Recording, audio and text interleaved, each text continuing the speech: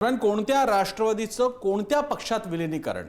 शरद पवार एनडीएत येणार का असं विचारतायत अजित पवारांच्या राष्ट्रवादीचे नेते सुनील तटकरे। सुनील तटकरे यांचे शरद पवारांच्या राष्ट्रवादीला हे सवाल आहेत।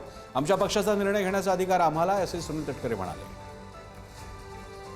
त्यामुळे आता विलीनीकरण हा फसवा शब्द नाकारत राष्ट्रवादी काँग्रेसच्या तटकरेंनी स्पष्ट विचारलेला आहे, सुनेत्रा पवारांचं नेतृत्व शरद पवारांना मान्य आहे का?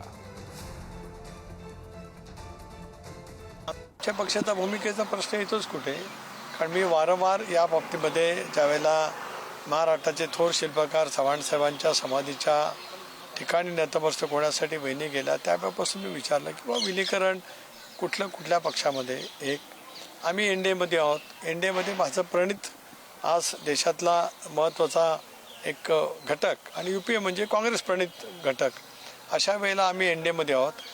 दादा असतानाच मी वारंवार भूमिका स्पष्ट केली की आम्ही निर्णय घेतला सामूहिकरित्या दादाच्या नेतृत्वाखाली एनडीएसोबत जाण्याचा। कालही होता, आजही होता आणि उद्या भविष्यामध्ये सुद्धा राहील। त्याच्यामुळे एनडीएमध्ये येण्याच्या वतीतली सुद्धा स्पष्टता कुणीतरी करणं अत्यंत आवश्यक आहे। एक असं आहे की जो निर्णय झाला तो सहमतीने झाला, पक्षामध्ये एकमताने झाला।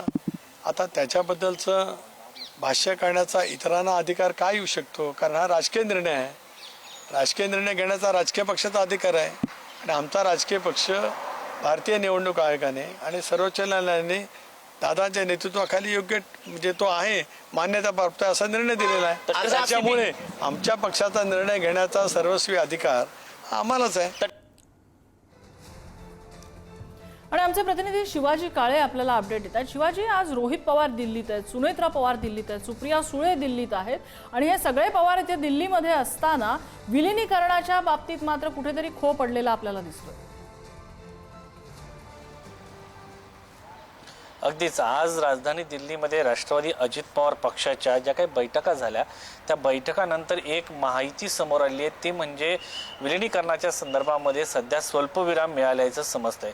सध्या तरी तुर्तास विलीनीकरणाची कुठलीही चर्चा नाही असं सांगितलं जातं। खरं तर या सगळ्याभोवती एक पार्श्वभूमी तयार झाली ती राज्याचे मुख्यमंत्री देवेंद्र फडणवीस हे राजधानी दिल्लीच्या दौऱ्यावर आले ते, त्यानंतर सुनेत्रा पवार ह्या राजधानी दिल्लीमध्ये आल्या आणि या सगळ्या संदर्भामध्ये आता विलीनीकरण होणार का अशी चर्चा सुरू होती। एकीकडे शरद पवार आजारी आहेत, ते हॉस्पिटलमध्ये होते। या सगळ्या दृष्टिकोनातून असं वाटतं की दोन्ही राष्ट्रवादी एकत्र येतील। अजित पवार यांची प्राथमिक चर्चा अनेक नेत्यांसोबत शरद पवार यांच्यासोबत देखील झाल्याची माहिती समोर आली होती। आज काहीतरी दिल्लीतून निर्णय होईल, कारण भाजपच्या वरिष्ठ नेत्यांना या संदर्भामध्ये कल्पना दिली जाईल असं सांगितलं जात असताना सध्याची माहिती मिळते त्यानुसार अद्यापर्यंत विलीनीकरणाच्या संदर्भामध्ये कुठलाही निर्णय नाही अशी माहिती मिळते। पक्षाचं पक्ष धोरण वेगळं असतं आणि कुटुंबाचं धोरण वेगळं असतं असं स्पष्टपणे राष्ट्रवादी अजित पवार यांच्या पक्षाच्या काही नेत्यांचं म्हणणं आहे।